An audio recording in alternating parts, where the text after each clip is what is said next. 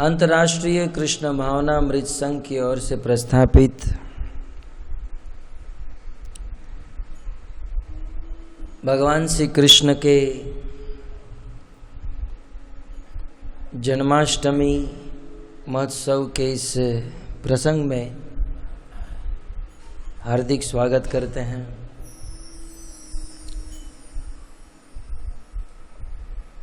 आज यहाँ पर भक्तों के द्वारा नंद उत्सव मनाया जा रहा है।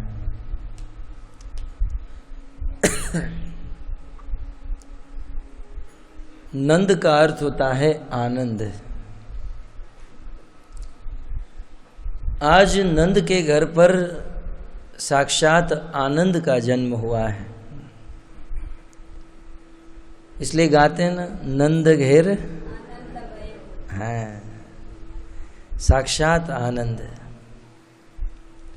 गोस्वामी तुलसीदास जी रामचरितमानस में लिखते हैं, जो आनंद सिंधु सुख राशि, जो आनंद सिंधु सुख राशि। बहुत सुंदर बात कहते हैं कि भगवान कौन है। कहते हैं आनंद रूपी सिंधु के वे साक्षात स्वरूप है। समुद्र में जैसे पानी ही पानी होता है, वैसे ही भगवान श्री कृष्ण में आनंद ही आनंद भरा हुआ है। जो आनंद के समुद्र है, आनंद के सागर है, जिस भगवान श्री कृष्ण के आनंद समुद्र में से एक छोटा सा बिंदु नहीं, बिंदु का भी एक सैकड़ों गुना हिस्सा, एक छोटा सा सीकर इस ब्रह्मांड में आया है, और इस ब्रह्मांड में रहने वाले समस्त लोग उस छोटे से सीकर का आनंद ले रहे हैं, तो मान रहे हैं कि हम बहुत सुखी हैं। इस दुनिया का आनंद कितना है? बोले छोटे से सीकर, जानते हैं, एक बूंद आप हाथ में लीजिए, पानी की एक बूंद, और फिर इसे दीवार के ऊपर ऐसे छिड़क दीजिए, फिर जो छोटे छोटे डॉट बन जाते हैं पानी के, उसे सीकर कहा जाता है। इस दुनिया में जितने भी जीव रहते हैं, समस्त जीवों का आनंद यदि एकत्रित किया जाए तो वह कितना है? उस सीकर के समान। और भगवान श्री कृष्ण का आनंद कितना है? समुद्र के समान। भगवान आनंद के साक्षात समुद्र हैं, और ऐसे भगवान श्री कृष्ण का जन्म नंद महाराज के घर पर हुआ है। आप सबने पूर्व कथा तो श्रवण की है कि किस प्रकार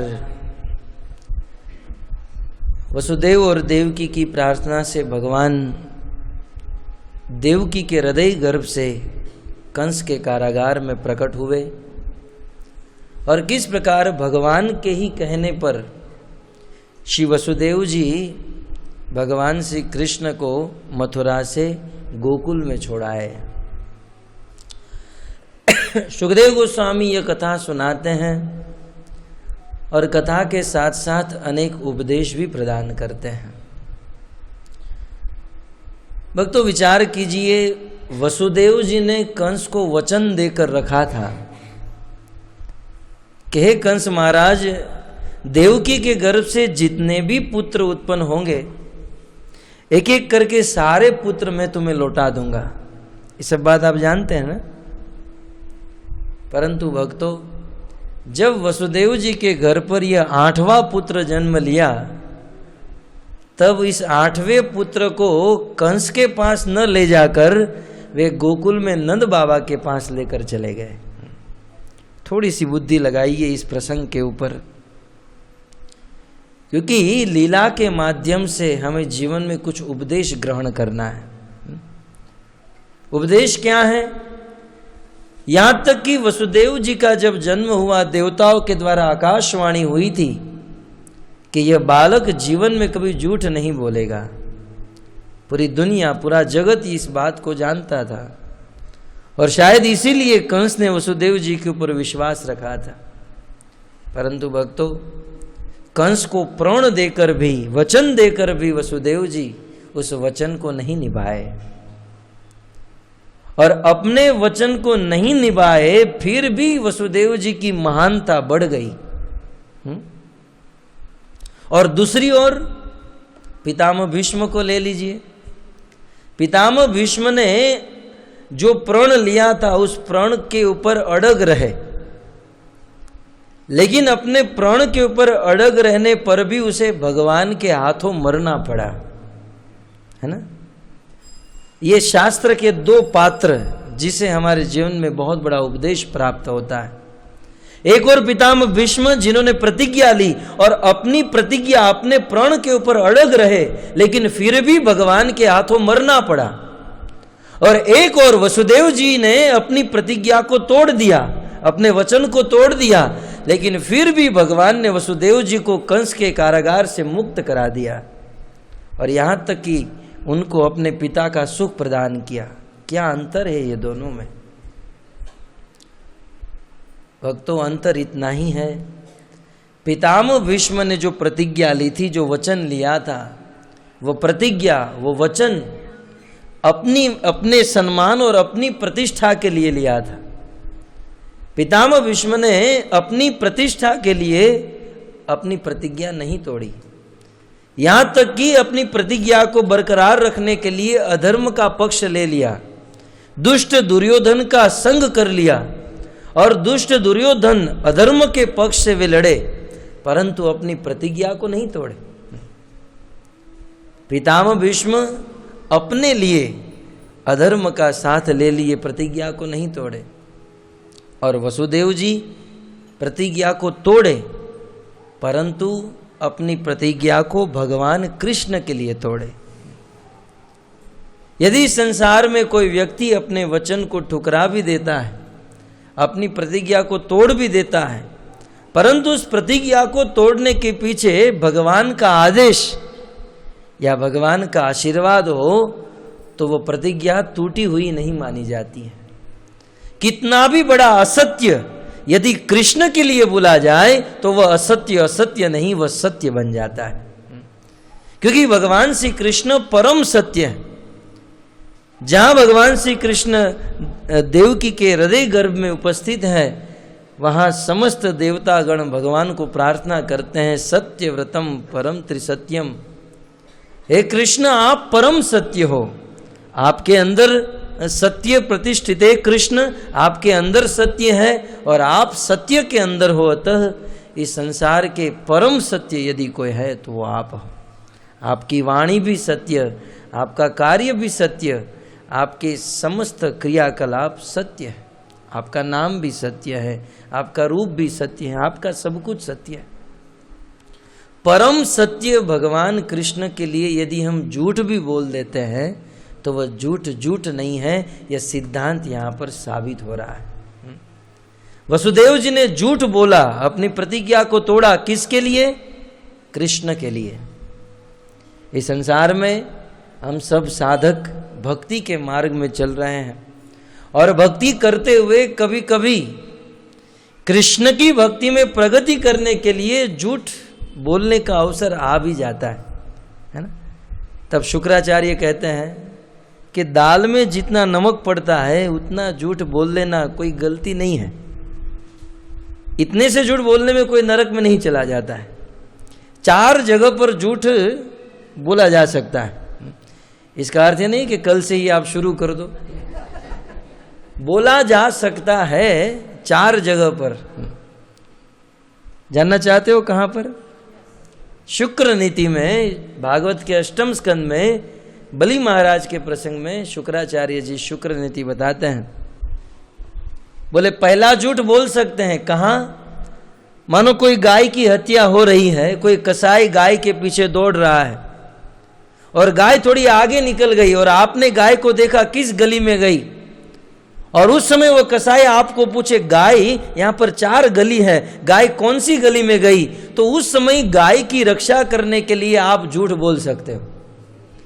वहां पर राजा हरिश्चंद्र का पुत्र नहीं बन जाना चाहिए कि इसी गली में गई, आप वहां पर जाओ। उस गाय की रक्षा करने के लिए झूठ बोल सकते हैं, और उस गाय की रक्षा करने के लिए बोला हुआ झूठ झूठ नहीं माना जाता, वो परम सत्य माना जाता है, प्रथम झूठ। दूसरा झूठ बोल सकते हैं कहाँ? बोले बिजनेस करने में, व्यापार करने में। लेकिन ध्यान रहे, 24 घंटा झूठ नहीं, दाल में जितना नमक पड़ता है उतना थोड़ा बहुत, क्योंकि झूठ बोले बिना तो बिजनेस हो नहीं सकता है ना। हमारे राम सिंह प्रभु को पूछेंगे ये मटका सिल्क कितने का? बोले कोस्ट टू कोस्ट 3000 में आया है। बिल्कुल कोस्ट टू कोस्ट बता रहा हूं। अब वास्तव में यदि वो कोस्ट टू कोस्ट करने लगे तो कमा पाएंगे? 2500 में आया है, लेकिन कहना पड़ेगा 3000 का है। आपको थोड़ा जो भी देना है दे दो। बिना झूठ बोले बिजनेस हो नहीं सकता है। तो बिजनेस बोलने में थोड़ा झूठ, ज्यादा नहीं, थोड़ा सा। मैं अनुमति नहीं दे रहा हूं, शुक्र नीति बता रहा हूं। तीसरा झूठ बोल सकते हैं कहाँ? बोले यदि मृत्यु की घड़ी उपस्थित हो जाए, मान लो कोई मस्तक के ऊपर बंदूक रख दे और कह दे सच सच बताओ, और बस हम मरने ही वाले हैं, तो अपना प्राण बचाने के लिए उस समय सहसा अचानक झूठ बोलकर हमें बच जाना चाहिए, क्योंकि बचेंगे तो आगे कुछ कर पाएंगे। तो गाय की रक्षा करते समय, बिजनेस करते समय और अपने प्राण बचाते समय। और चौथा झूठ बोला जा सकता है कहाँ पर? जहाँ कोई लड़के और लड़की का विवाह हो रहा हो और लड़की वाले कहते हो कि लड़का मैट्रिक पास होना चाहिए या ग्रेजुएट होना चाहिए, और उस समय लड़का मात्र 12वीं तक पढ़ा है, फेल हुआ है, लेकिन बाकी सब कुंडली मिल रही है, सब मिल रहा है। तब जो माध्यम बीच वाला होता है उसे कह देना चाहिए हाँ बीकॉम पास है। दो परिवार का संबंध जहां जुड़ रहा हो और थोड़े बहुत के लिए अटक रहा हो, तो वहां पर झूठ बोलना ये झूठ नहीं माना जाता है, क्योंकि इतना बड़ा कार्य होने जा रहा है। हमारे अमित प्रभु का भी हुआ, थोड़ा बहुत 19-20 मानो हो भी जाए तो इसमें कोई गड़बड़ नहीं है, और फिर फेरे हो जाने के बाद तो कौन कहाँ पूछता है कितना पड़ा है कितना नहीं। तो इस प्रकार झूठ बोला जा सकता है 4 जगह पर, और एक झूठ बोला जा सकता है भगवान की भक्ति के लिए। मान लो हमें यात्रा में जाना है, चाहे वृंदावन यात्रा हो या देहू यात्रा हो, और फिर वहां पर सत्यवादी हरिश्चंद्र नहीं बन जाना चाहिए कि हम तो नहीं आ सकते हैं ऑफिस में। भगवान के धाम में जा रहे हैं, और भगवान के धाम में जाने के लिए ऑफिस में यदि हम कह देंगे कि 2 दिन हम बीमार हैं, या कह देंगे हमारी चाची मर गई, मामा मर गया, काका मर गया, तो भगवान के धाम में जाने के लिए, भगवान की भक्ति करने के लिए यदि हम झूठ बोल रहे हैं तो वो झूठ झूठ नहीं है, वह झूठ भी परम सत्य हो जाता है। क्यों? क्योंकि हमारा झूठ हमारे लिए नहीं, परम सत्य भगवान श्री कृष्ण के लिए बोला जा रहा है। आज वसुदेव जी ने झूठ बोला, अपने प्रण को, अपनी प्रतिज्ञा को तोड़ा। क्यों? अपने लिए नहीं, परम सत्य भगवान श्री कृष्ण के लिए, और अपनी प्रतिज्ञा को तोड़कर भी वसुदेव जी अमर हो गए। तो भक्तों, कहने का तात्पर्य यह है कि भगवत भजन के लिए, भगवान की भक्ति के लिए झूठ बोला जा सकता। शास्त्र में तो यहाँ तक प्रमाण है, भगवान कृष्ण की भक्ति के लिए चोरी भी की जा सकती है, लेकिन मैं आपको नहीं कहूँगा चोरी करने के लिए। लेकिन शास्त्र में है, मामा भांजे की कथा भक्तमाल में है कि मंदिर बनाने के लिए एक मामा और भांजे ने बहुत बड़ा हाथ मारा और चोरी करके मंदिर बनाया। मैं नहीं कहूँगा कि कलयुग में चोरी करना, भगवान के लिए चोरी करना भी चोरी नहीं है, क्योंकि वास्तव में देखा जाए तो सब कुछ भगवान का है। तो वसुदेव जी भगवान श्री कृष्ण को गोकुल में छोड़कर आए, वापस आ गए। भक्तों, वहाँ पर भी एक बहुत सुंदर घटना हुई। जब भगवान श्री कृष्ण का जन्म हुआ और कृष्ण को वसुदेव जी ने हाथ में लिया, जैसे ही कृष्ण को हाथ में लिया, कंस ने वसुदेव जी के हाथ में और पाँव में बड़ी बड़ी बेड़ियां डाल रखी थी। लोहे की जंजीर डाल रखी थी, लेकिन कृष्ण को हाथ में लेते ही वह लोहे की जंजीर टूट गई, अपने आप टूट गई। इतना ही नहीं, कंस के उस कारागार में बड़े बड़े कपाट थे, दरवाजे थे, वे द्वार भी अपने आप खुल गए। और यहाँ तक कंस के कारागार में जितने भी द्वारपाल थे, कृष्ण को हाथ में लेते ही सारे द्वारपाल योग निद्रा में सो गए। आचार्यगण बहुत सुंदर बात बताते हैं कि जिस प्रकार वसुदेव जी ने भगवान कृष्ण को हाथ में लिया और वह बेड़िया टूट गई, आज भी यदि कोई व्यक्ति भगवान श्री कृष्ण का नाम अपने जीवा पर ले लेता है तो संसार के सारे बंधनों से मुक्त होकर परम सुख को प्राप्त हो सकता है ना। संसार में कितने सारे बंधन है ना, कितने बंधन, जन्म मृत्यु जरा व्याधि, काम क्रोध लोभ मोह मद माश्चर्य, और उसमें भी ये शरीर का बंधन, शादी हो जाए तो पत्नी का बंधन, कितना बड़ा बंधन, पुत्र का बंधन, अनेकों बंधन। परंतु ये बंधन कब तक? जब तक हमारे मुख से भगवान का नाम नहीं निकल जाता है तब तक। क्योंकि जैसे ही कृष्ण हाथ में आए लोहे के बंधन टूट गए। आज भी कृष्ण का नाम हमारी जीवा पर आ जाए, ये माया के जितने भी बंधन है ये सारे बंधन टूट जाएंगे। इतना ही नहीं, कृष्ण को हाथ में लेते ही कंस के वे द्वार खुल गए। आज भी यदि कोई भगवान श्री कृष्ण की कथा सुन लेता है या कृष्ण का नाम अपने जीवा से ले लेता है तो कंस का कपाट नहीं, कंस का द्वार नहीं, मुक्ति का द्वार खुल जाता है। व्यक्ति जीते जी इस संसार में रहकर भी मुक्त हो जाता है, भगवान के धाम को प्राप्त कर लेता है। तो इस प्रकार आचार्यों ने बहुत सुंदर सिद्धांत दिए और कृष्ण को गोकुल में छोड़कर उस कन्या को लेकर वसुदेव जी आए। और जैसे ही कन्या को लेकर उस कारागार में आए, फिर से बंधन बंध गए, फिर से द्वार बंद हो गए। आचार्य ने बहुत सुंदर बात बताई, जब तक कृष्ण का नाम हमारी जिह्वा पर है तब तक हम सभी बंधनों से मुक्त हैं और मुक्ति का द्वार खुला है। लेकिन जैसे ही कृष्ण को छोड़ा और माया को हाथ में लिया, वे मुक्ति का दरवाजा भी बंद हो जाएगा और दुनिया के सारे बंधन हमारे ऊपर बंध जाएंगे। अतः कृष्ण को सदा सदा के लिए हमें हमारे साथ रखना चाहिए, कृष्ण के नाम को सदा के लिए साथ रखना चाहिए। तो वहाँ वसुदेव जी कृष्ण को छोड़कर आए। योग निद्रा में सब लोग गोकुल में सो रहे थे। अब सुखदेव गोस्वामी भागवत के 10वें स्कंद के 5वें अध्याय में नंद उत्सव का वर्णन करते हैं, जिसको हमें आज यहाँ पर मनाना है। पहले हम थोड़ा सुन लेंगे और फिर उसे प्रैक्टिकल करेंगे, तो ध्यान से सुनिए, क्योंकि हमें बाद में इसको प्रैक्टिकल करना है। तो क्या क्या नंद उत्सव में हुआ, इस बात को सुनकर फिर यहाँ पर हम इसको चरितार्थ करेंगे।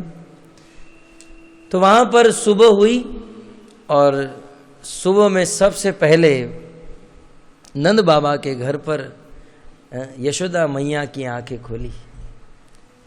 ये हमारे भारतवर्ष की एक विधि है कि हमारे परिवार हो, घर हो, हमारे घर में सर्वप्रथम स्त्रियों को जग जाना चाहिए। ये हमारी परंपरा है और स्त्रियां पहले जग जाए, ये दृश्य बहुत अच्छा लगता है। परंतु कलयुग इतना घोर आगे बढ़ चुका है। भागवत में वर्णन है, रामायण में काकभूषण जी गरुड़ जी से कहते हैं कि गरुड़ जी, एक दिन ऐसा कलयुग आएगा, मैं क्या बताऊं, कली कौतुक जात न तात कही, कली कौतुक जात न तात कही। है तात, ये कलयुग का कौतुक तो मैं बोल नहीं सकता हूं, लेकिन कलयुग में जिन स्त्रियों को घर में सबसे पहले जग जाना चाहिए, ऐसा कलयुग आएगा। पुरुष और बच्चे सोते रहेंगे, जग जाएंगे और वह स्त्री सोती रहेगी।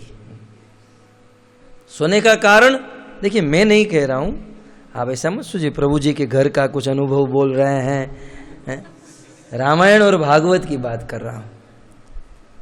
कहते हैं कलयुग में स्त्री की नींद बढ़ जाएगी, कारण क्योंकि उनका भोजन बढ़ जाएगा। काकभूषण जी कहते हैं पुरुष से 4 गुना भोजन स्त्री का होगा। सब्जी खरीदने जाएंगी तो पानी पूरी की लारी पर खड़ी रहेगी, भैया जी थोड़ा पानी पूरी खाते खाते दाबेली वाले के ऊपर नजर जाएगी तो वहां पर खड़ी रह जाएगी। फिर चलो जाते जाते थोड़ी सेव पूरी खा कर जाऊं।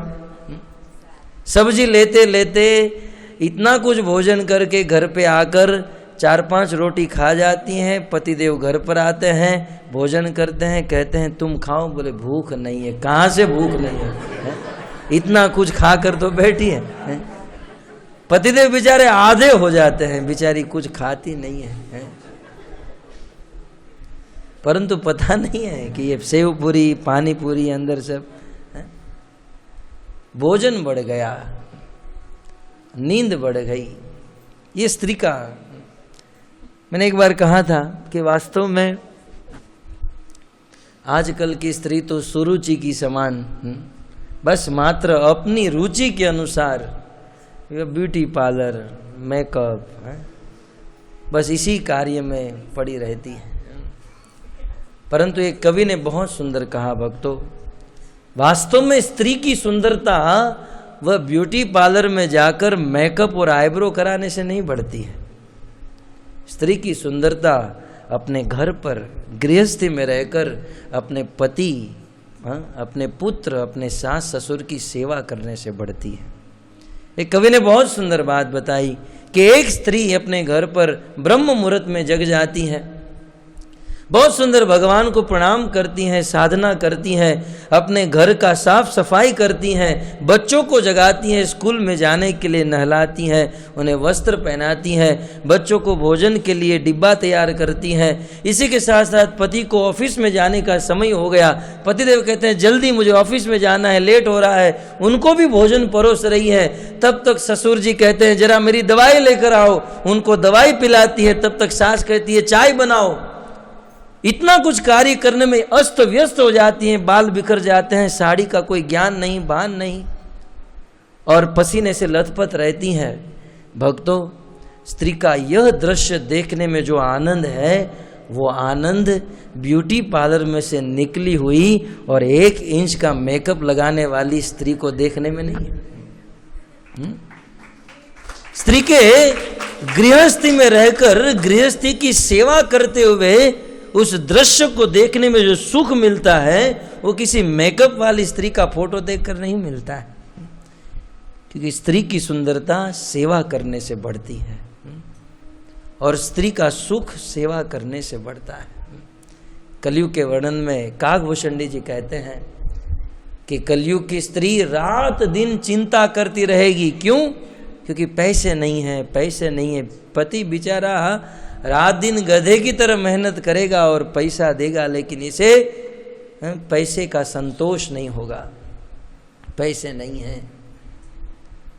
अतः एक स्त्री को चाहिए संतोषी बने, जीवन में संतोष होना चाहिए। 2 चीज में संतोष, एक तो धन का संतोष और भगवान की कृपा से जो पति मिला है, और भगवान की कृपा से पतियों को जो पत्नी मिली है, उस अपनी स्त्री में संतोष होना चाहिए। यदि किसी व्यक्ति को अपनी पत्नी से संतोष नहीं, या पत्नी से पति में संतोष नहीं, या कृपा से जो धन मिला है उसमें संतोष नहीं, व्यक्ति इस जन्म में कभी सुखी नहीं हो सकता है। सुखी होने के लिए संतोष चाहिए। तो इस प्रकार मैं ये कह रहा था, यशोदा मैया सबसे पहले जग गई, जल्दी जग गई। और भागवत में वर्णन भी है, यशोदा मैया रोज 3:30 बजे जगती थी। 9वें अध्याय में वर्णन है कि एकदा गृहदासीषु यशोदानंद गेहिनी कर्मांतर नियुक्तासु निर्ममंथ स्वयं दधी। वह ब्रज में रहने वाली गोपियां, अरे ब्रज की बात तो 5000 वर्ष पहले, आज भी आप देख लीजिए, गांव में जाइए, लोग 7-8 बजे तो सो जाते हैं और रोज सुबह भोर में 3:30-4 बजे जग जाते हैं અને 4 વાગે જાગીને પ્રભાત્યાનું ગાન થાય। એ જાગને તુ જાદવા कृष्ण गोवालिया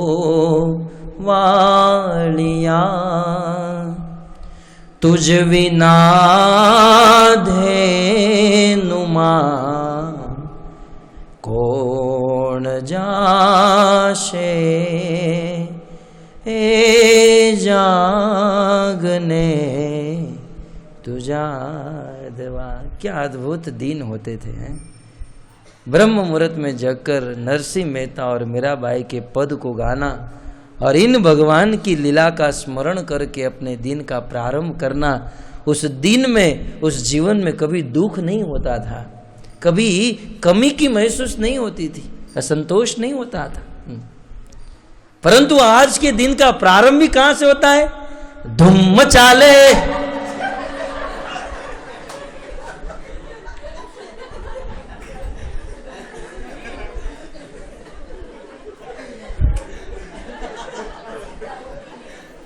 और आज के दिन का प्रारंभ काला कौवा काट खाएगा।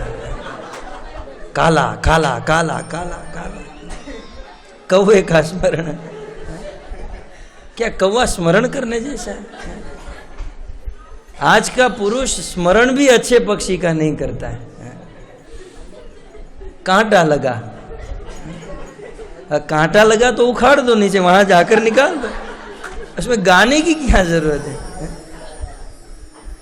खैर, आज के दिन नहीं बिगड़ गए हैं, संस्कृति नहीं रही। क्या गाने हैं, क्या संस्कृति है।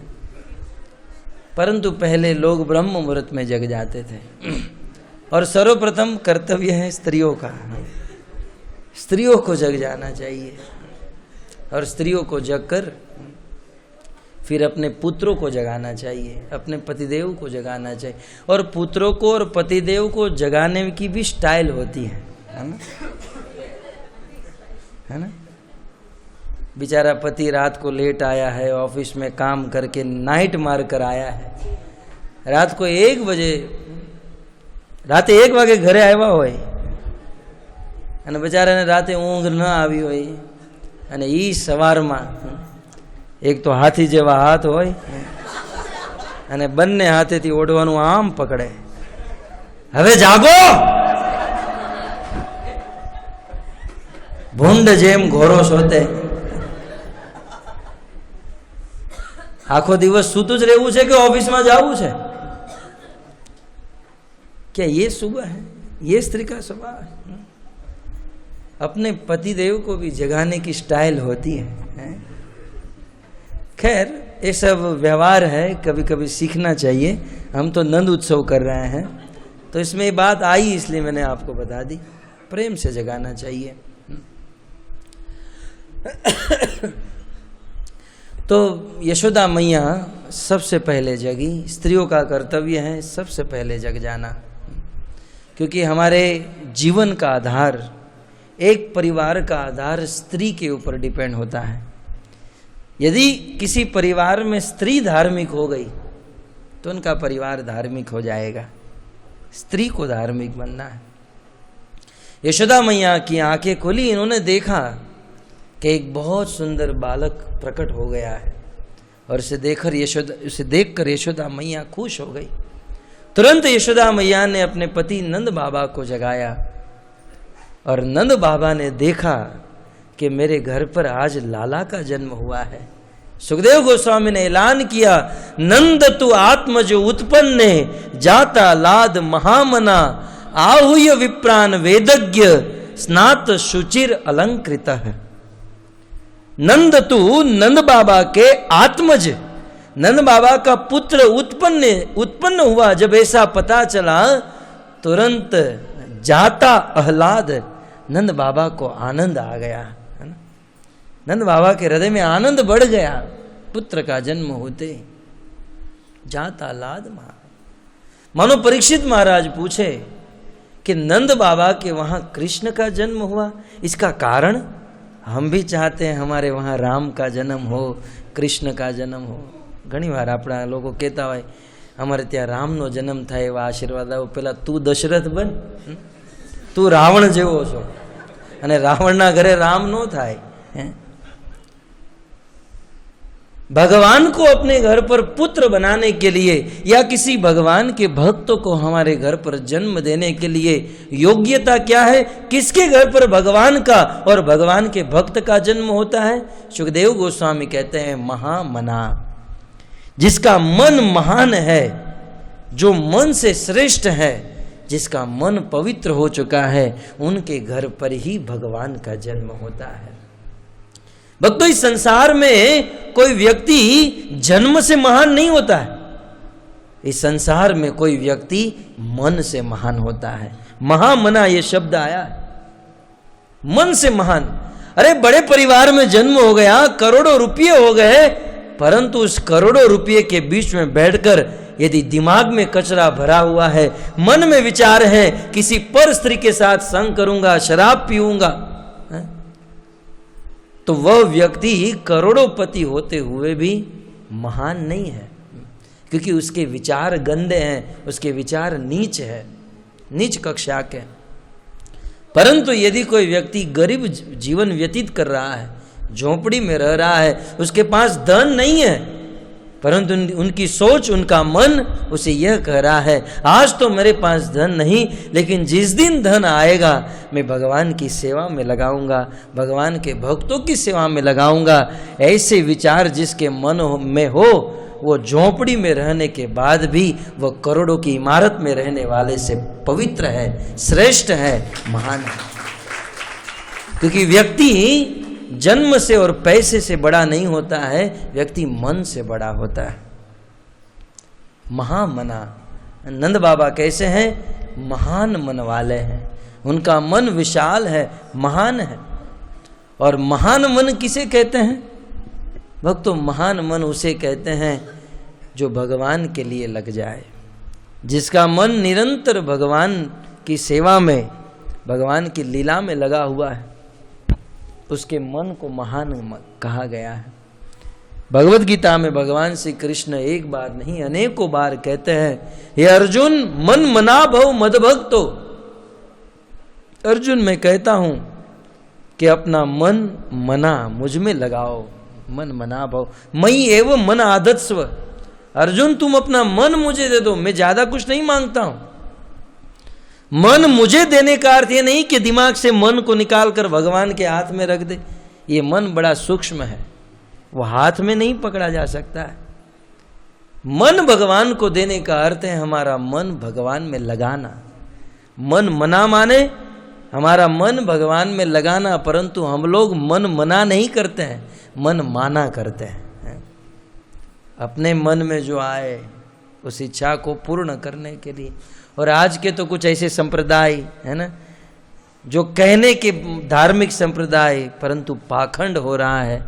ऐसे संप्रदाय के धर्मगुरु कहते हैं आपके मन में जो इच्छा हो पहले उसे संपूर्ण कर लो।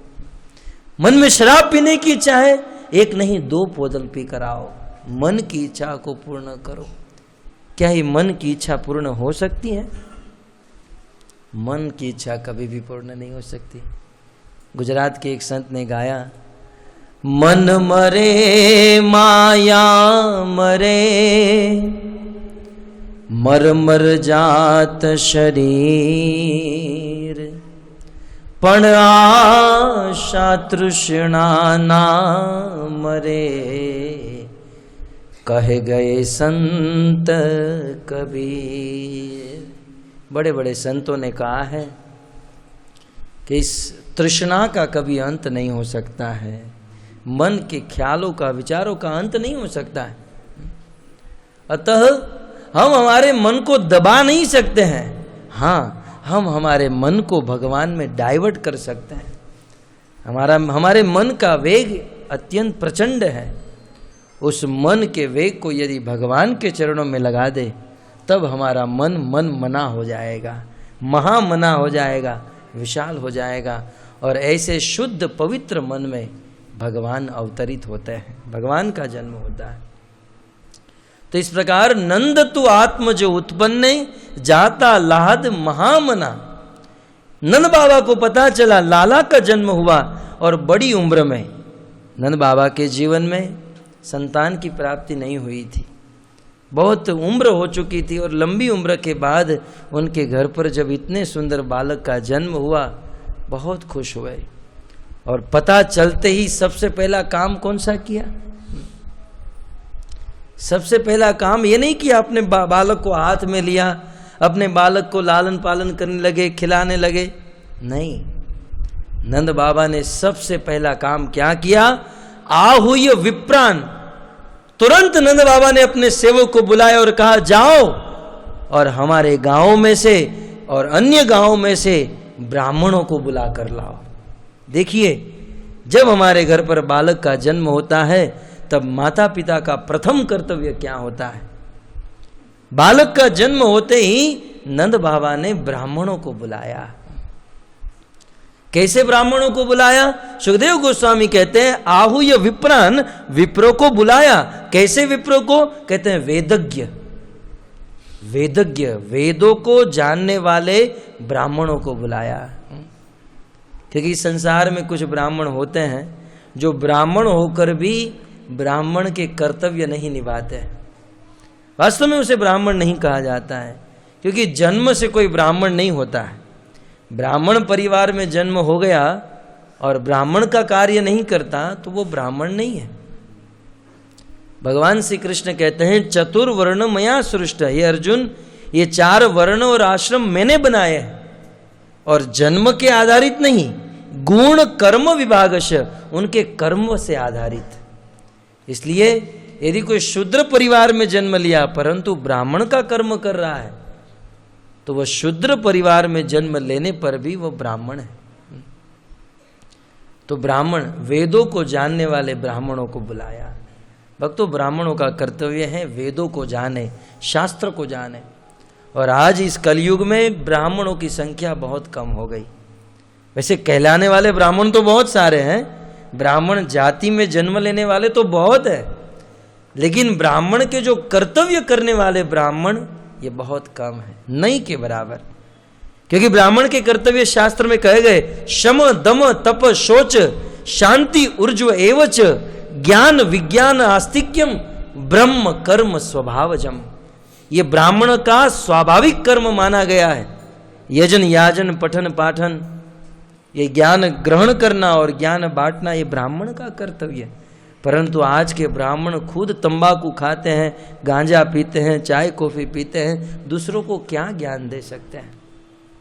ब्राह्मणों का पतन हुआ। इसीलिए इस्कॉन संस्था के संस्थापक आचार्य शिल प्रभुपाद जी ने, इस्कॉन संस्था का मूल कार्य यदि कोई है तो वो है इस संस्था में आने वाले लोगों को ब्राह्मण बनाना।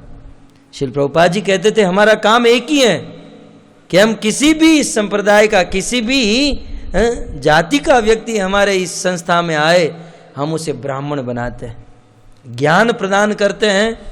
और वे ज्ञानी व्यक्ति जब ज्ञान का प्रचार करते हैं, वह प्रचारक चाहे किसी भी जाति में जन्म लिया है, परंतु क्योंकि वह शास्त्र का प्रचार कर रहा है इसलिए उसे ब्राह्मण कहा जाता है। श्रील प्रभुपाद जी की संस्था में प्राय सब लोग ब्राह्मण, क्योंकि दूसरों को ज्ञान देने वाला ब्राह्मण कहा जाता है। तो आहूय विप्रान वेदज्ञ, वेदों को जानने वाले ब्राह्मणों को बुलाया और तत्पश्चात ऑर्डर देने के बाद आदेश दे दिए कि जाओ ब्राह्मणों को बुलाकर लाओ। और फिर स्नात शुचिर अलंकृत, फिर नंद बाबा स्नान करने के लिए बाथरूम में चले गए। देखिए, सुखदेव गोस्वामी को यह भी कहना पड़ा कि स्नान करने के लिए गए। क्यों? क्योंकि वो जानते थे कलयुग में कुछ लोग ऐसे होंगे जो स्नान भी नहीं करेंगे ठीक से। शास्त्र में आया है कि एक व्यक्ति को कम से कम एक दिन में 3 बार स्नान करना चाहिए, कम से कम 3 बार। परंतु यहां तो जुम्मे के जुम्मे, बस एक वीक में 1 बार कर लेंगे भगवान के ऊपर कृपा करके। कुछ लोग तो भारत में तो ठीक है, परंतु अन्य देशों में, अन्य कंट्री में तो 10-10 दिन में, 1-1 महीने में 1 बार स्नान करते हैं, 1-1 बार स्नान करते। स्नान करने में बहुत आलस। महाभारत में कहा गया है कि जो क्षत्रिय रणभूमि को छोड़कर भाग जाता है, जो क्षत्रिय रणभूमि को देखकर डर जाता है उसे कायर कहा गया है, और जो ब्राह्मण पानी को, स्नान को देखकर भाग जाता है उसे भी कायर कहा गया है। एक भक्तों को कभी भी स्नान से डरना नहीं चाहिए। कम से कम दिन में 3 बार स्नान होना चाहिए, क्योंकि स्नान करने से सत्वगुण बढ़ता है। अब देखिए, आपका मन कितना भी विचलित हो, आपके मन में काम क्रोध भरा हुआ हो, लेकिन आप ठंडे पानी से स्नान कर लोगे तो मन शांत हो जाएगा और स्वाभाविक एक सत्व गुण उत्पन्न हो जाएगा। तो स्नान करने से हमारा शरीर पवित्र होता है, और जब तक इस शरीर को पवित्र नहीं करेंगे तब तक अंतःकरण पवित्र नहीं होगा। अतः नंद बाबा स्नान करने के लिए गए। स्नान करने की भी कुछ विधि होती है। भक्तों, स्नान करते समय हमारे भारत भूमि की अनेक नदियों का स्मरण करना चाहिए। गंगा, यमुना, सरस्वती, उन सभी नदियों का आवाहन करना चाहिए, और मन ही मन जैसे हम गंगा में स्नान कर रहे हैं ऐसा स्मरण करना चाहिए। इससे पवित्रता बढ़ती है।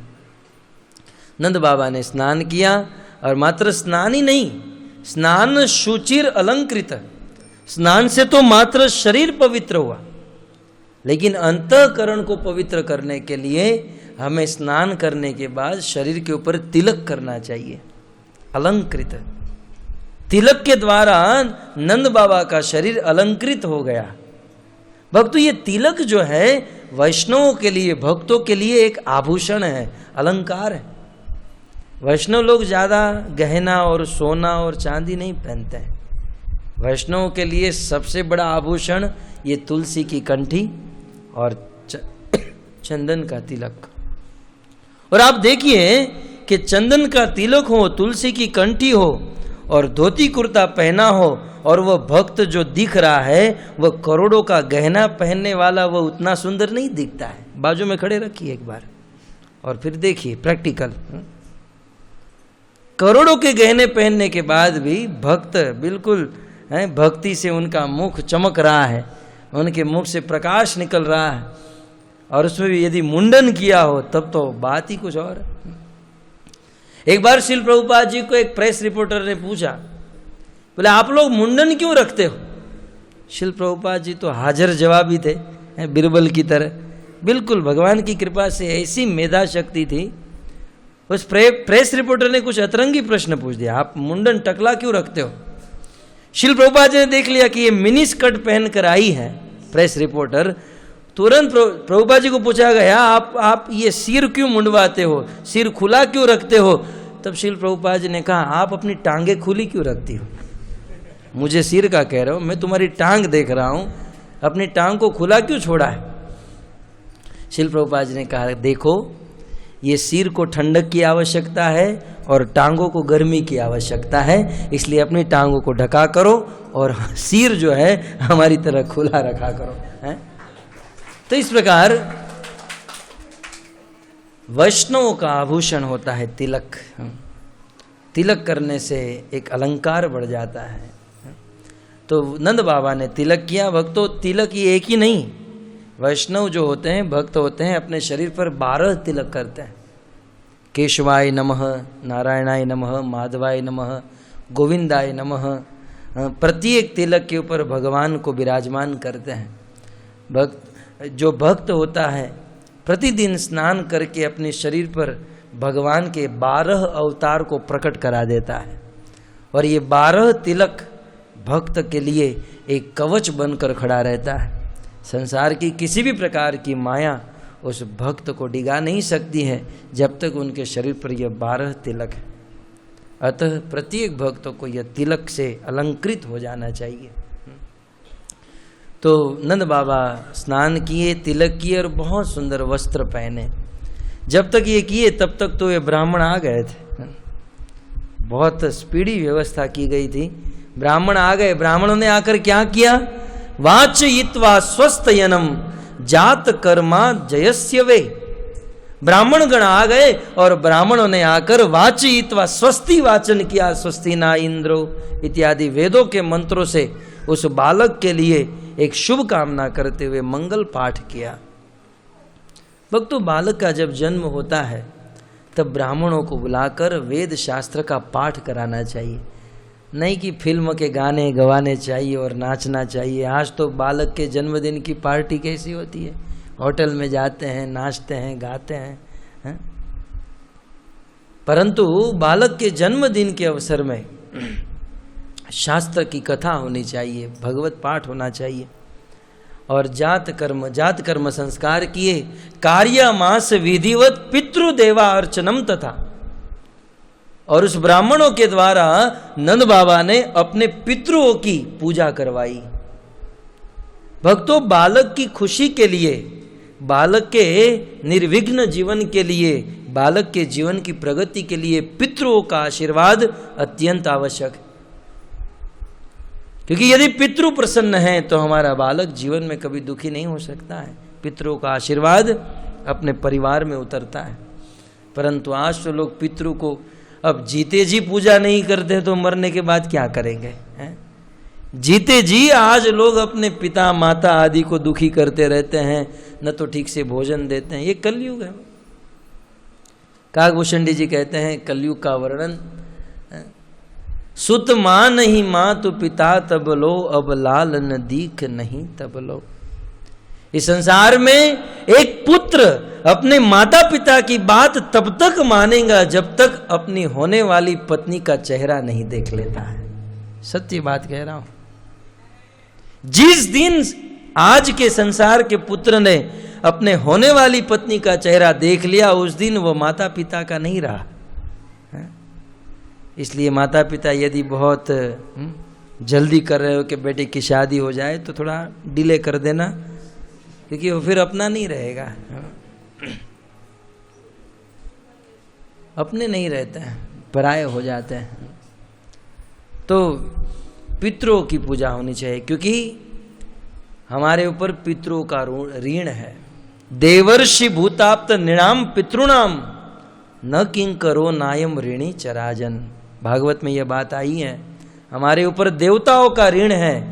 देवर्षि भूत आप्त नृणाम, हमारे ऊपर अनेक लोगों का ऋण है, साथ ही साथ अनेक पितरों का ऋण है, क्योंकि उन पितरों के वंश में हमारा जन्म हुआ है। उन पितरों के ऋण से मुक्त होने के लिए उनकी पूजा होनी चाहिए। तो कहने का तात्पर्य यह है कि पितरों को प्रसन्न रखना चाहिए।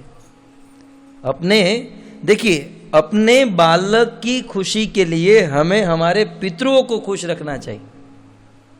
कुछ लोग पितरों को खुश नहीं रखते हैं और बालक को खुश करते हैं और सोचते हैं कि ये बालक बड़ा होकर हमारी सेवा करेगा।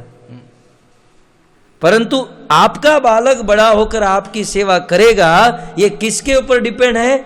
आपने आपके पिता की सेवा की है, इसके ऊपर है। गुजराती में वो बहुत सुंदर भजन गाते हैं ना, संतान थी सेवा चहो, संतान छो सेवा करो, जेवूं करो तेवूं भरो, ये भावना भूलशो नहीं, भूलो भले बीजू बधो। माँ बाप ने भूलशो नहीं, अगणित छे उपकार ये ना, एवी सरशो नहीं। है?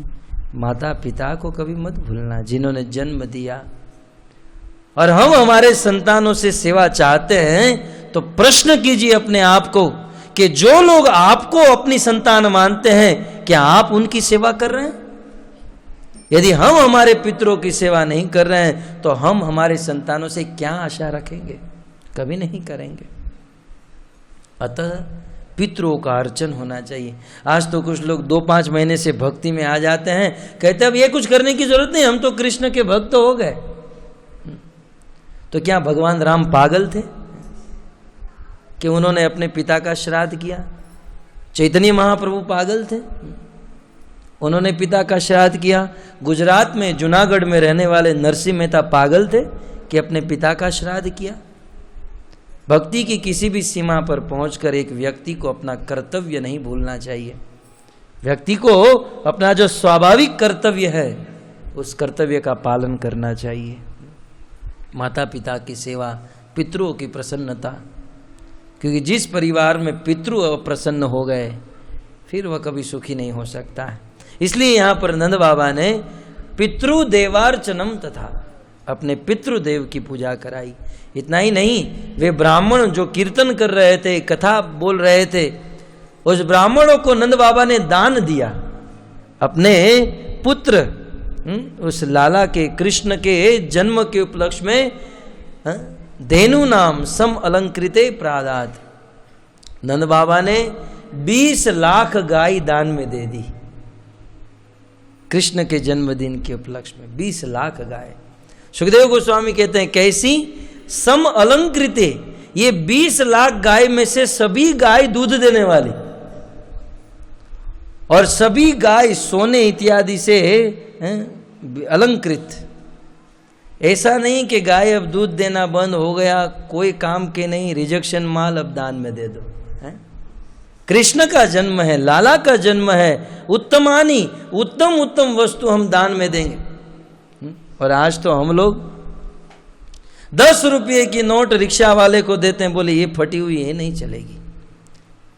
वो नोट लेकर जाते हैं सब्जी मंडी में, वहां पर भी वो आलू और टमाटर वाला उस नोट को नहीं चलाता है। दूध वाले के पास वो 10 रुपये की नोट निकालते, बोले ये नहीं चलेगी।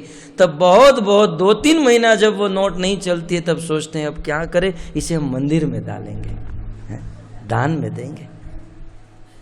कहीं नहीं चलने वाली नोट भगवान को देंगे। रिजेक्शन माल आपका लेने बैठे वहां पर, क्या उसको पैसे की कमी है? भगवान को उत्तम उत्तम वस्तु देनी चाहिए। भक्तों, शास्त्र का सिद्धांत, जो लोग भगवान को उत्तम वस्तु देते हैं, भगवान उनके जीवन में उनको भी उत्तम वस्तु देते हैं। ये सिद्धांत है। हमने तो हमारे जीवन में देखा है, कुछ लोग भगवान के लिए अपने घर पर अलग कमरा बनाते हैं, भगवान के लिए एयर कंडीशन रखते हैं, भगवान के लिए सब कुछ सेपरेट होता है। और हमने ये भी देखा है, ऐसे लोगों के जीवन में कभी भी धन की कमी नहीं होती है। जिन्होंने भगवान को दिया है, तो भगवान ने उनको बहुत गुना दिया। क्योंकि हम भगवान को जब देते हैं 2 हाथ से देते हैं, परंतु भक्तों भगवान जब हमको देते हैं तब वो हजारों हाथ से देते हैं, वह लौटाने में कमी नहीं रखते हैं। अतः भगवान के लिए दिल से, प्रेम से उत्तम वस्तु देनी चाहिए। विचार कीजिए भक्तों, असुरों की नगरी में रहने वाला, असुर परिवार में जन्म लेने वाला, असुरों के बीच में रहकर भी विभीषण अपने घर पर भगवान के लिए अलग मंदिर बनाया था। और गोस्वामी जी लिखते हैं रामायण में, हरि मंदिर तह भिन्न बनावा। भगवान के लिए हरि का मंदिर भिन्न, एक अलग कमरा।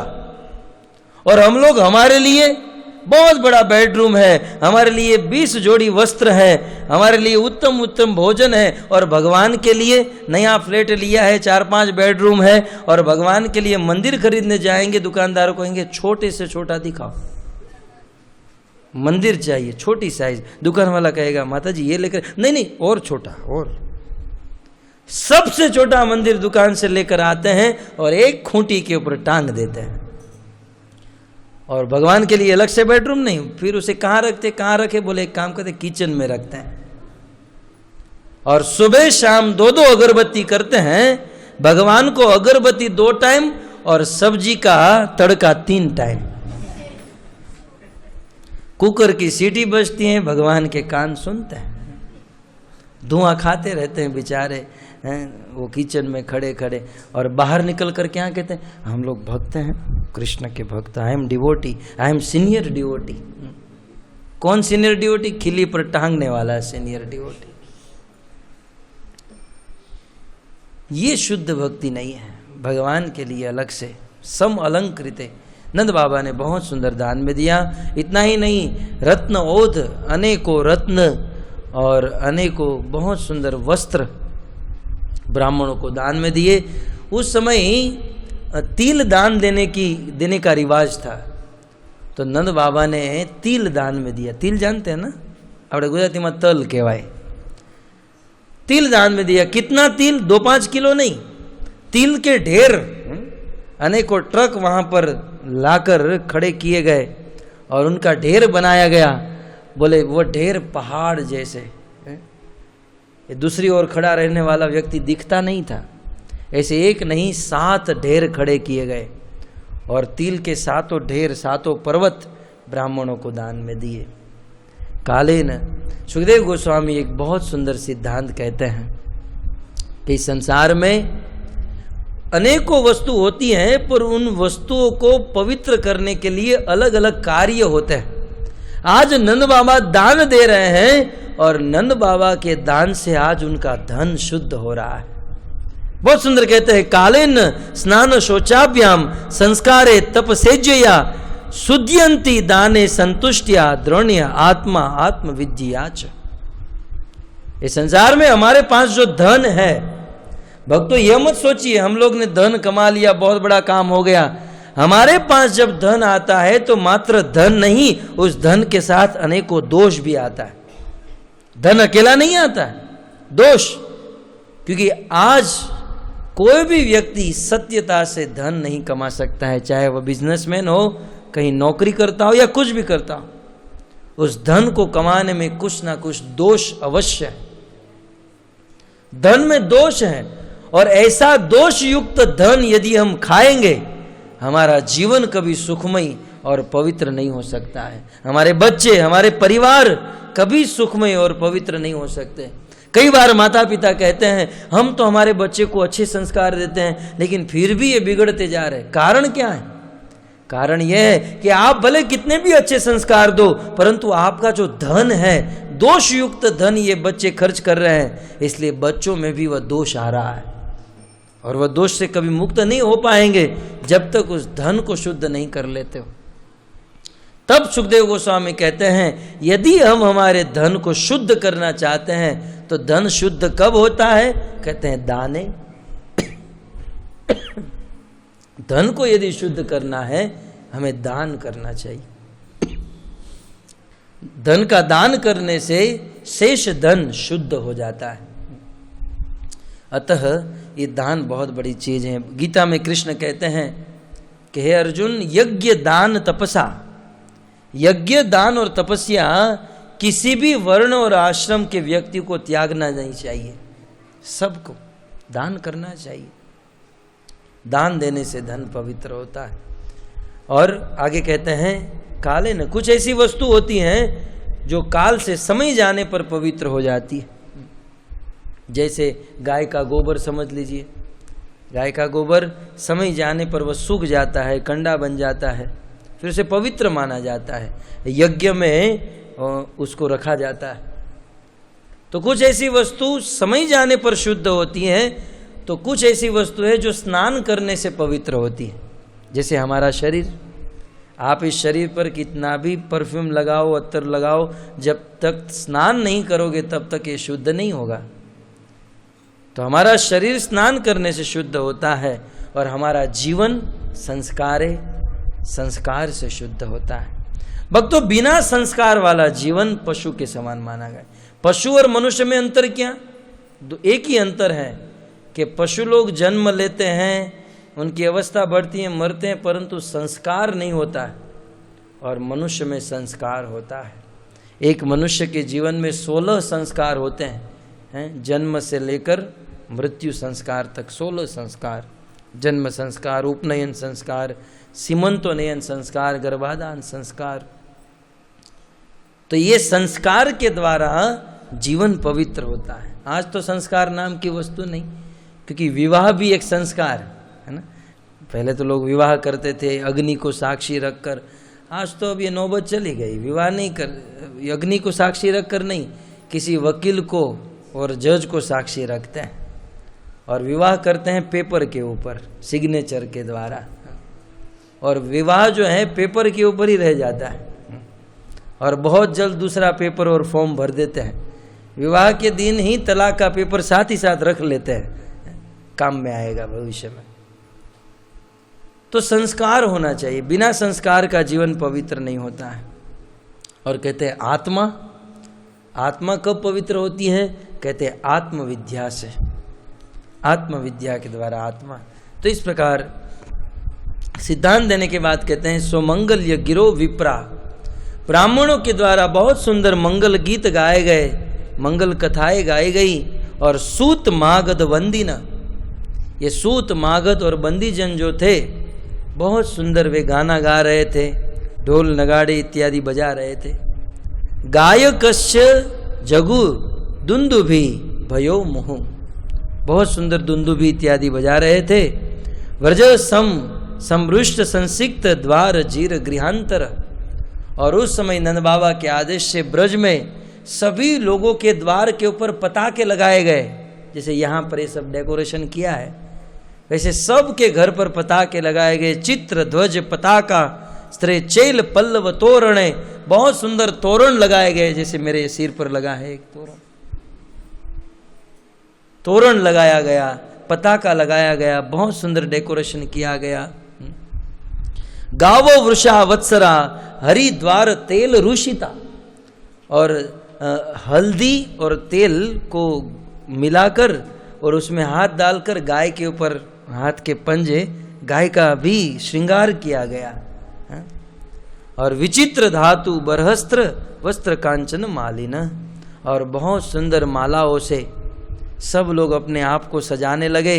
महावस्त्र आभरण, बहुत सुंदर ब्रजवासियों ने, गोपियों ने, गोपों ने बहुत सुंदर नए नए वस्त्र धारण किए। गोपा समायु राजन नानो पायन पाणय, बहुत सुंदर सुंदर धोती और कुर्ता। अब ये कहना पड़ा क्योंकि यहाँ पर यदि बोला जाए सुंदर सुंदर वस्त्र पहने गए तो कुछ लोग कहेंगे अच्छा जीन्स पहना होगा, डेनिम कंपनी का पहना होगा। परंतु शास्त्र में ये जीन्स टी शर्ट की कहीं जिक्र हुई नहीं है। हमारे इतिहास में या भगवान के धाम में या स्वर्ग में पुरुष जो होते हैं वे धोती कुर्ता पहनते हैं, स्त्री जो होती है वे साड़ी पहनती है। और यही सबसे अच्छा अलंकार माना जाता है ना। यही सुंदर, जो पुरुष धोती कुर्ते में सुंदर दिखता है वो किसी पैंट शर्ट में अच्छा नहीं दिखता है। तो बहुत सुंदर धोती कुर्ता धारण किया, और वास्तव में धोती में बहुत ताकत है। गांधी बापू आधी धोती पहनते थे, घुटन तक।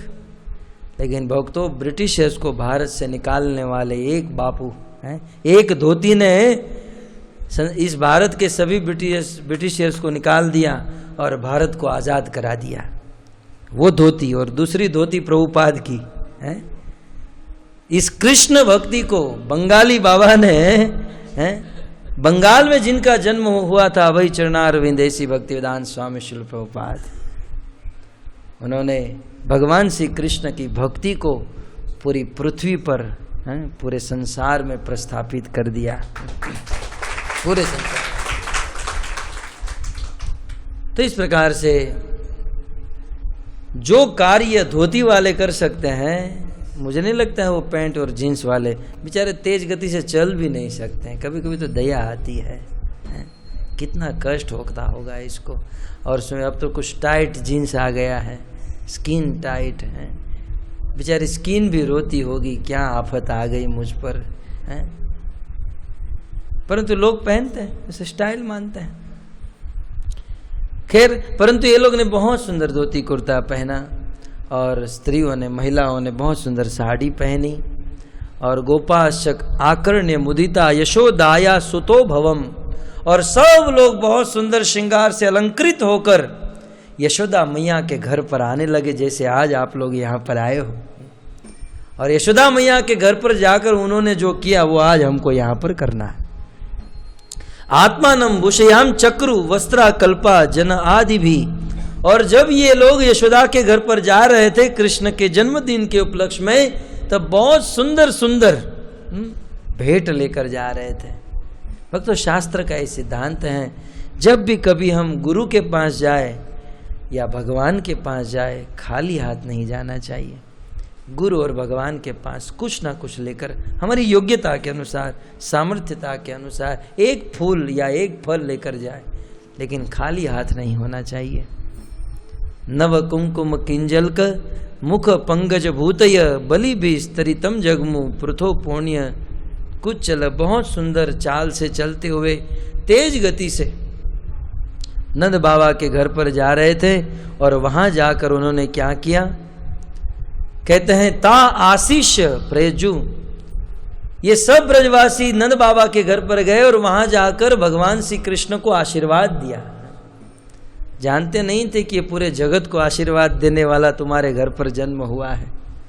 अतः उस बालक को सब लोग आशीर्वाद देने लगे। वात्सल्य भाव जो था भगवान के प्रति, अतः भगवान को आशीर्वाद दे रहे। सुखदेव गोस्वामी क्या कहते हैं, ये लोग भगवान को क्या आशीर्वाद दे रहे थे?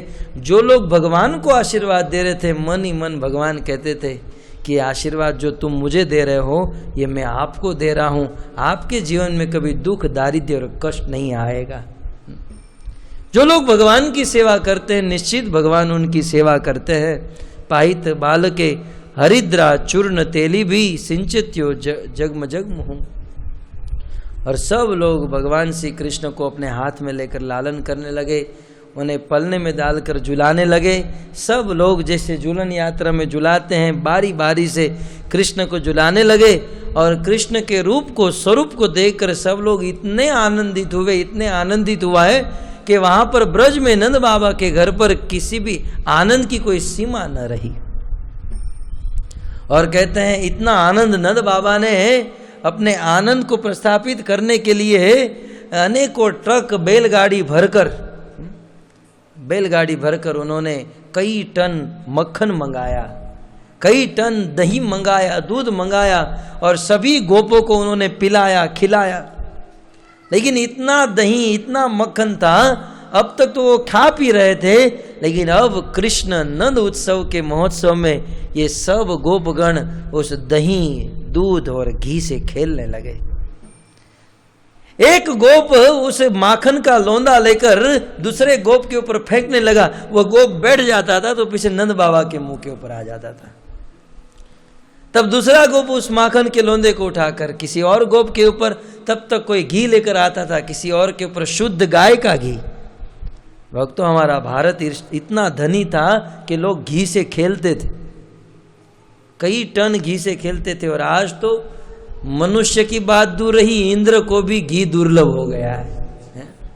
भागवत में, नीति शास्त्र में नीतिकारों ने लिखा है कि तक्र शक्रश्च दुर्लभम, घी नहीं, इंद्र को 33 करोड़ देवी देवता के राजा इंद्र को घी की बात तो दूर रही, छाछ मट्ठा भी दुर्लभ हो गई है। अब घी बेचारा कहाँ से लाएगा? आज हम लोग कितना भी पैसा दे और कहे कि गाय का शुद्ध घी होना चाहिए, नहीं मिल सकता है। अब देखिए कहीं ना कहीं मिलावट अवश्य है, परंतु वहां तो शुद्ध घी के साथ सब लोग खेल रहे थे। कीच मच गई, घी फेंकने लगे, दही फेंकने लगे, माखन फेंकने लगे, दूध से सबको नहलाने लगे। और इस प्रकार जैसे बारिश की ऋतु में वर्षा होने से वहां पर मट्टी का कीचड़ बन जाता है, वैसे वहां पर दूध, दही, माखन और घी का कीचड़ बन गया, सफेद कीचड़। और सब लोग एक दूसरे को गिराने लगे और माखन, दूध, दही और घी में एक दूसरे गोप के पांव को पकड़कर खींचने लगे, घसीटने लगे। और सब लोग बड़े प्रेम से गाने लगे कि नंद घेर आनंद भयो जय कन्हैया लाल के। सब लोग प्रेम से गाने लगे, नाचने लगे कि आज हमारे ब्रज में लाला का जन्म हुआ, कृष्ण का जन्म हुआ। और भक्तों, सुखदेव गोस्वामी अंत में कहते हैं कि जब से भगवान श्री कृष्ण का जन्म ब्रज में हुआ है, तब से तत आरभ्य नंदस्य व्रज सर्व समृद्धिमान, जब से भगवान श्री कृष्ण का जन्म गोकुल में हुआ है, तब से ये व्रज सर्व समृद्धिवान, सभी प्रकार से समृद्धता को प्राप्त हुआ। हरेर निवास आत्मगुणे, अरे क्या बताए, जिस दिन से हरि कृष्ण इस ब्रज में आए हैं, अरे उस दिन से तो रमा क्रीडम अभूत निप, दुनिया में सब लोग जिस लक्ष्मी के पीछे पागल हैं, रात दिन गधे की तरह मेहनत करके थोड़ी सी लक्ष्मी को कमाते हैं, उस समस्त लक्ष्मी की अधिष्ठात्री देवी साक्षात लक्ष्मी कृष्ण के ब्रज में आने से वह लक्ष्मी जी भी ब्रज में आ गई। साक्षात लक्ष्मी जब ब्रज में आ गई, तब बताइए ब्रज में क्या कमी रहेगी। जिस दिन से कृष्ण ब्रज में आए, ब्रज के दिन बदल गए, सब लोग के हृदय में सुख शांति का अनुभव हो गया, सबका चित्त प्रसन्न हो गया, दुख दारिद्र्य निकल गया। और सबके जीवन में आनंद ही आनंद आ गया। सिद्धांत कहते हैं कि भक्तों, आज भी ब्रज में जिस प्रकार कृष्ण जन्म लिए और सब लोग सुखी हो गए, वैसे आज भी यदि हम हमारे हृदय में कृष्ण का जन्म कराएंगे, यदि हमारे चित्त में कृष्ण का जन्म हो गया, तो ब्रज के ब्रजवासी जितने सुखी हो गए उतने सुखी हम भी हो सकते हैं। जिस प्रकार कृष्ण का जन्म ब्रज में हुआ, उसी प्रकार हम हमारे हृदय रूपी ब्रज में कृष्ण का जन्म करा सकते हैं।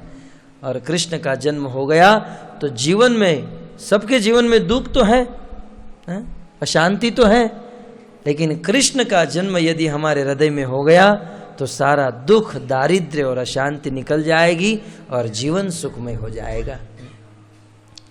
और यदि इस जीवन को सुखमय बनाना चाहते हैं, कृष्ण को हृदय में प्रकट कराना चाहते हैं, तो क्या करना चाहिए? इसी प्रकार कृष्ण की कथा सुनकर भगवान श्री कृष्ण का नाम लेते रहना चाहिए। हरे कृष्णा कृष्णा हरे राम। भगवान श्री कृष्ण से निरंतर प्रार्थना करनी चाहिए, हे प्रभु आप हमारे हृदय में आइए, आप हमारे घर पर आइए और आप हमारे पास आकर हमारे दुख को दूर कर दीजिए। भक्तों, इसीलिए ब्रज की गोपियां और भक्त भगवान से प्रार्थना करते हैं, गाते हैं, काहे को तरसावे रे लाला मोहे, काहे को तरसावे, काहे को तरसावे रे लाला मोहे, काहे को तरसावे, मेरे घर कब हुन आवे सावरिया, मोहे काहे को तरसावे, मेरे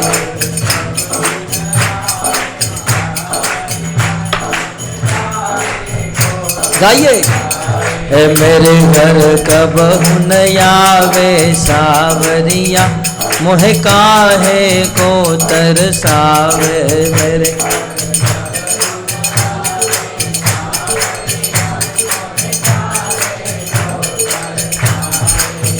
भगवान श्री कृष्ण का जन्म हुआ है। समस्त ब्रजवासी गोप गोपी सब लोग नंद बाबा के घर पर आकर नाच रहे हैं, गा रहे हैं। आइए, ये नंद भवन समझकर हम सब लोग खड़े होकर भगवान के नाम पर, भगवान के इस भजन में प्रेम से गाए, प्रेम से नाचे। काहे को तरसावे रे कान्हा मोहे, काहे को तरसावे, काहे को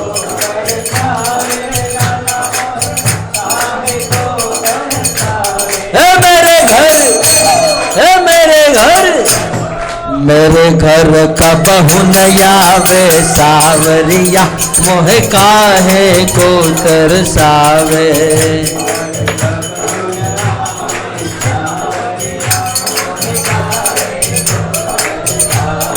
मेरे घर कब हुन आवे सावरिया, मोहे काहे को तरसावे,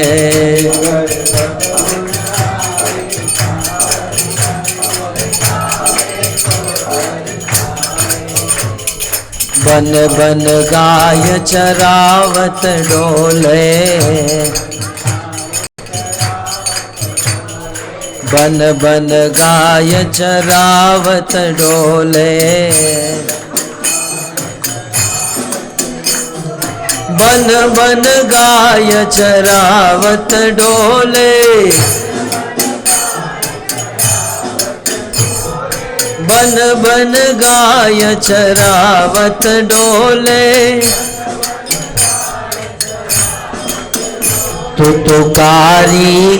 तुतुकारी ओढ़े कामरिया, मोहे काहे को तरसावे, तू तो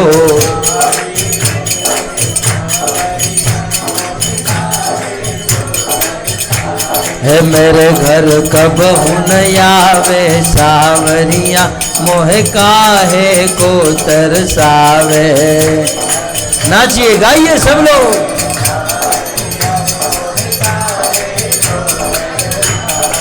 काहे को तरसावे रे कान्हा मोहे, काहे को तरसावे।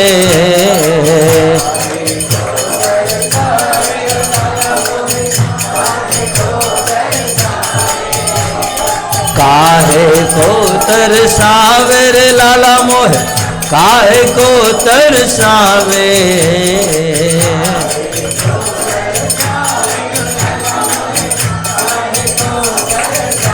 हे मेरे घर, हे मेरे घर, मेरे घर कबहू न आवे सावरिया, मोहे काहे को तरसावे।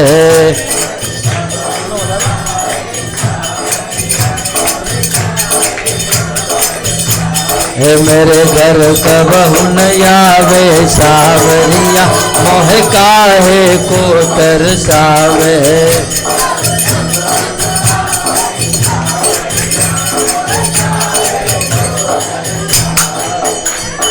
सोय गई और खोय गई मैं,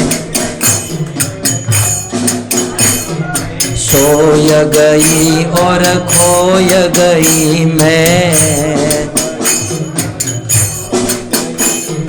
सोय गई और खोय गई मैं,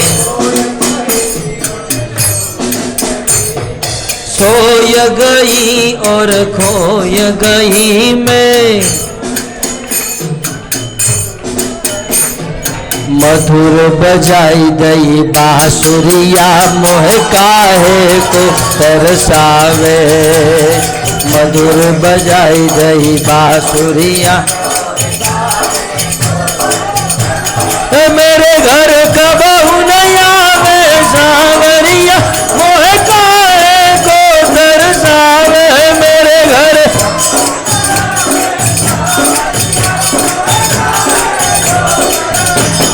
मेरे घर कबहू न आवे सावरिया, मोहे काहे को तरसावे।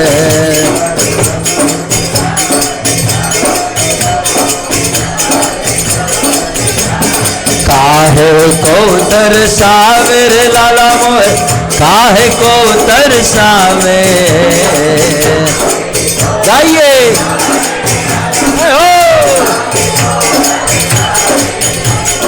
काहे को तरसावे रे कान्हा मोहे, काहे को तरसावे।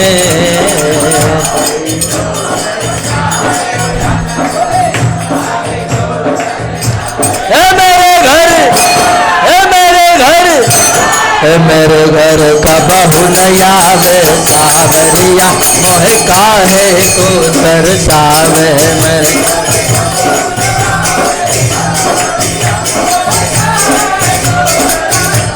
मेरे घर कबहू न आवे सावरिया, मोहे काहे को तरसावे।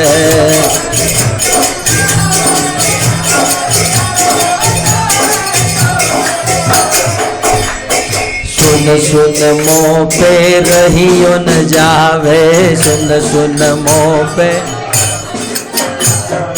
सुन सुन मोह पे रहियो न जावे। सुन सुन मोह पे रहियो न जावे। गाइए सुन सुन मोह पे रहियो न जावे। सुन सुन मोह पे रहियो न जावे। चलगत में बाज पायलिया मोहे काहे को तरसावे। चलगत में बाज पायलिया मोहे मेरे घर कबहू न आवे सावरिया मोहे को तरसावे। मेरे घर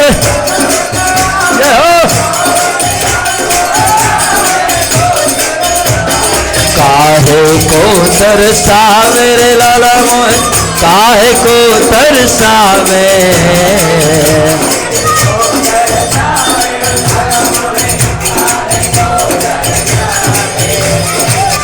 काहे को तरसावे रे कान्हा मोहे, काहे को तरसावे।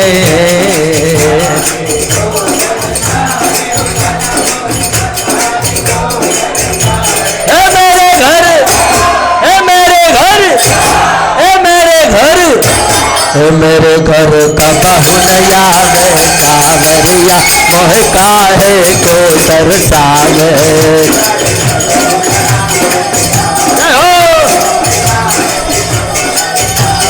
मेरे घर कबहु न आवे सावरिया, मोहे काहे को तरसावे।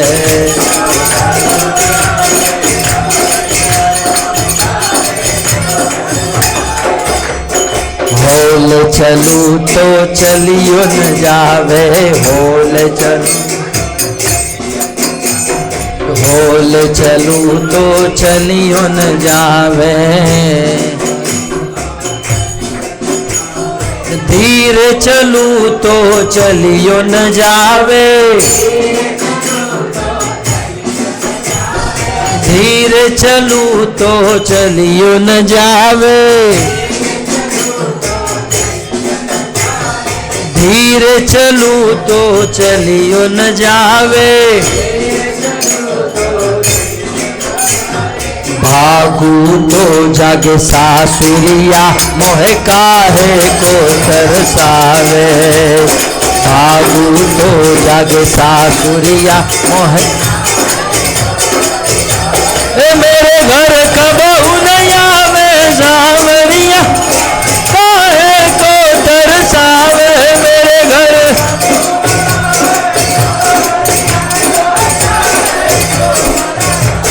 काहे को तरसावे रे लाला मोहे, काहे को तरसावे।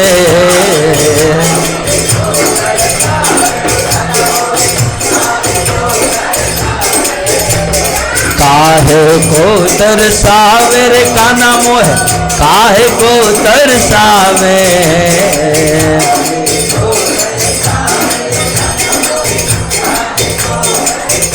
हे मेरे घर, हे मेरे घर, हे मेरे घर कबहु न आवे सावरिया, मोहे काहे को तरसावे।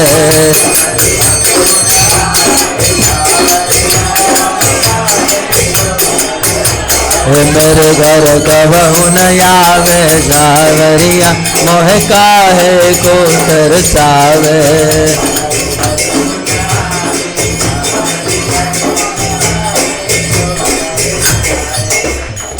वंशितो नागिन सी डस गई, नागिन सी डस, वंशितो नागिन सी डस गई।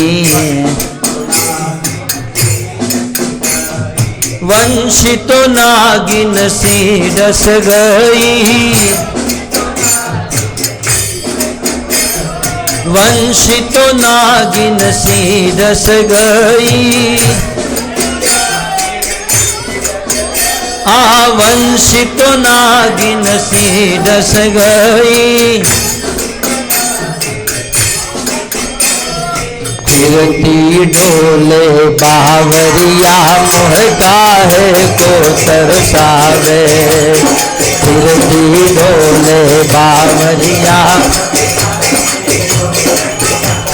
मेरे घर कबहु न आवे सावरिया, मोह काहे को तरसावे।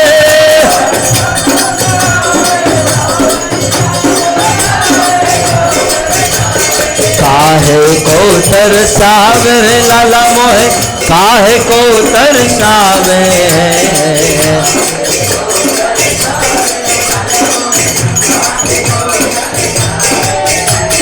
काहे को तरसावे रे कान्हा मोहे, काहे को तरसावे।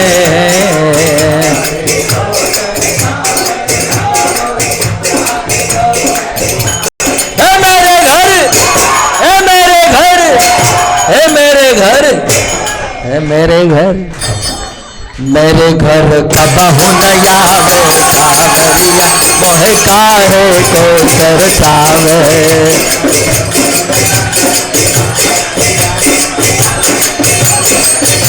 मेरे घर कबहू न आवे सावरिया मोह काहे को तरसावे। जय हो। सुन सुन हियरे हूँ क उठत है, सुन सुन हियरे हूँ क उठत है, सुन सुन हियरे हूँ क उठत है, सुन सुन हियरे हूँ क उठत है। डोले पकड़े पासुरिया मोह काहे को तरसावे, डोले पकड़े पासुरिया काहे को तरसावे रे लाला मोह काहे को तरसावे।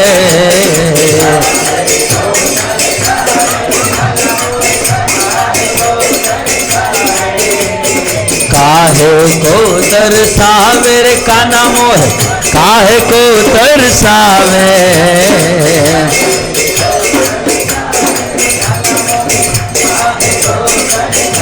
हे मेरे घर, हे मेरे घर, हे मेरे घर, मेरे घर कबहू न आवे सावरिया मोह काहे को तरसावे।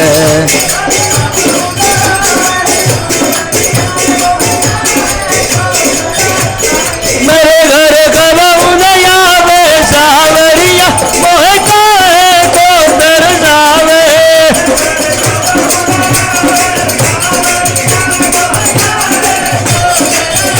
मेरे घर कबहू न आवे सावरिया मोह काहे को तरसावे।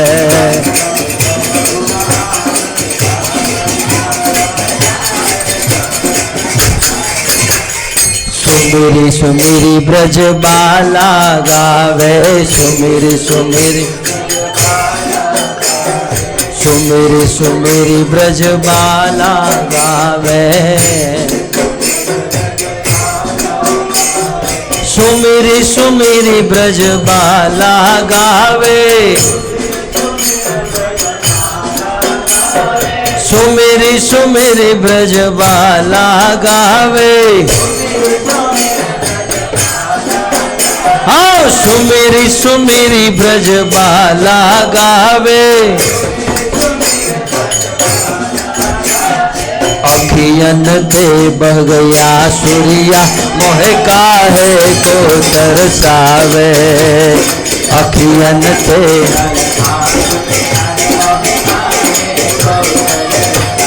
मेरे घर कबहू न आवे सावरिया मोह काहे को तरसावे।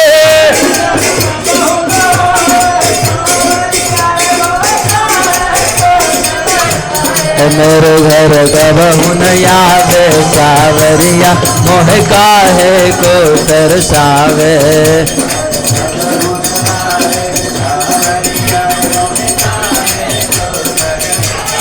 काहे को तरसावे रे लाला मोह काहे को तरसावे।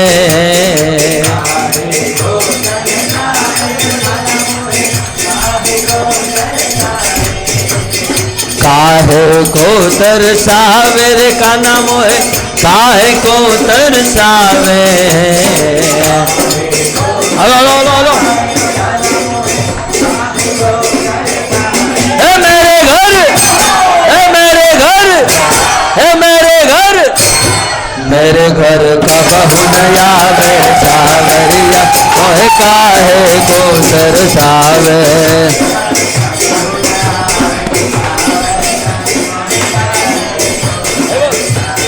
मेरे घर कबहू न आवे सावरिया मोह काहे को तरसावे।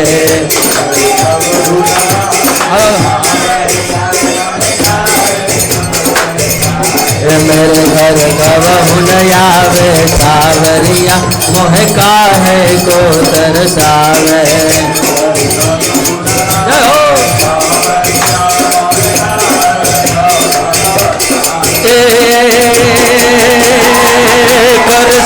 पर सधर अमर कर अनुसत कर परवर धर मैल करे हर हर सुर यवर यपर यतियन कर नटवर मन हर भैर बने हर मन हर मटक घटक टाठ निकट मुकट शिर सवर नमय गण रण पट भरड़ भरड़ पद घूंघर रंग भर सुंदर श्याम रमे रे जिज रंग भर सुंदर श्याम रमे रे जिज रंग भर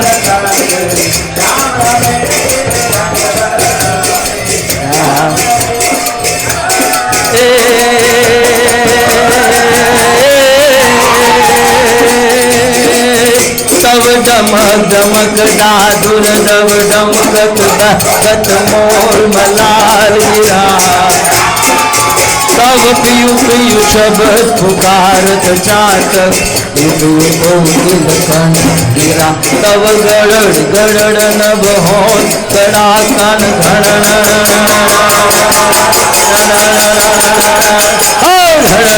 गिरिवर शिखर बजे घण रण पट भरड़ भरड़ पद घूंघर रंग भर सुंदर श्याम रमे जिज रंग भर सुंदर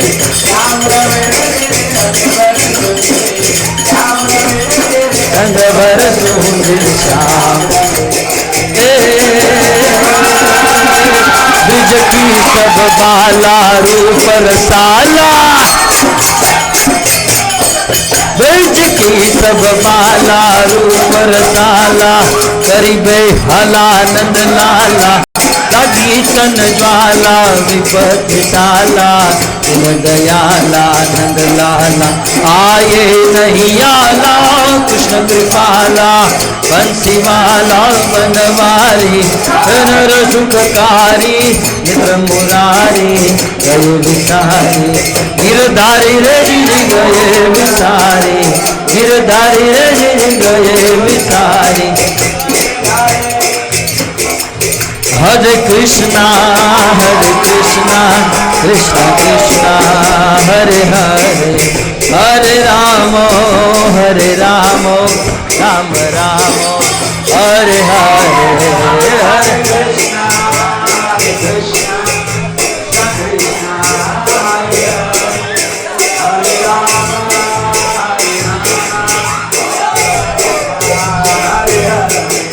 हरे कृष्णा हरे कृष्णा कृष्णा कृष्णा हरे हरे हरे राम राम राम हरे हरे हरे कृष्णा कृष्णा कृष्णा हरे हरे हरे राम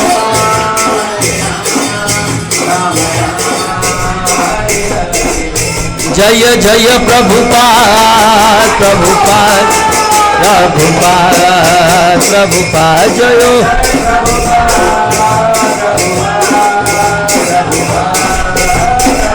नित्य गौर हरि बोल हरि बोल हरि बोल